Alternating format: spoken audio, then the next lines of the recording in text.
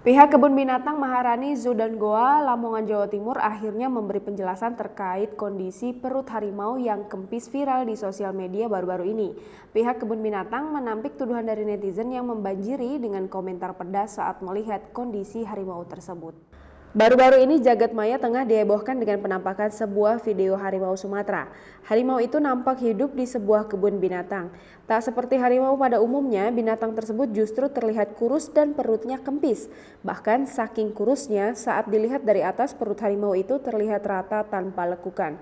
Video yang diunggah oleh akun Instagram @makassar_info pada Senin 7 September 2020 membeberkan lokasi di mana video itu diambil. Menurut keterangannya, harimau itu berada di Kebun Binatang Maharani Zoo dan Goa di Lamongan, Jawa Timur. Tak hanya itu, pemilik akun juga berharap agar pihak kebun binatang memberi makan yang seharusnya kepada para binatang. Perut harimaunya kurus banget, lokasi Kebun Binatang Maharani Zoo dan Goa di Lamongan, Jawa Timur. Semoga pihak kebun binatangnya memberi makanan yang seharusnya ia dapat, bukan hanya menjadi tontonan agar mendapat uang saja, tulis pemilik akun.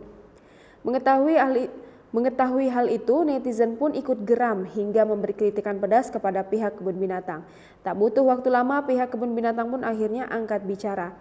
Dilansir dari kompas.com, Koordinator Marketing Maharani Zoo dan Goa Lamongan, Juli Triwahyuning Tias mengatakan, binatang itu merupakan jenis harimau Sumatera. Juli memaparkan bahwa jarak antara tribun pengunjung dan dasar kandang membuat harimau itu terlihat kurus. Tak hanya itu, Juli juga mengatakan harimau Sumatera memiliki berat badan dan kondisi berbeda dari jenis lainnya. Menurutnya, harimau yang terlihat dalam video itu juga telah tua, usianya sekitar 10 tahun. Lebih lanjut, Juli menampik tuduhan netizen yang menyebut pihak kebun binatang tidak memberikan makanan sesuai standar. Ia mengatakan seekor harimau Sumatera bisa menghabiskan 6-8 kg daging dalam sehari. Makanan itu diberikan setiap sore.